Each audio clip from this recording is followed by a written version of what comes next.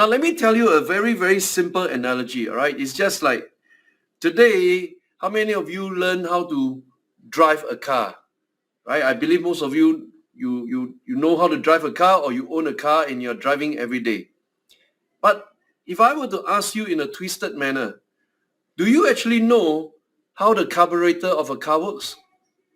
How does the braking system work?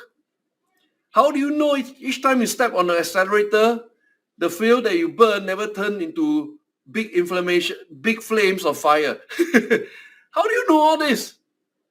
Did you investigate about all this? How about, your windshield?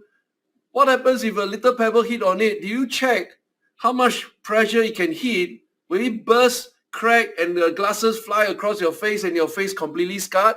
Do you check all this? No, right? It's the same approach to investing. There's so many things. And you just drive the car.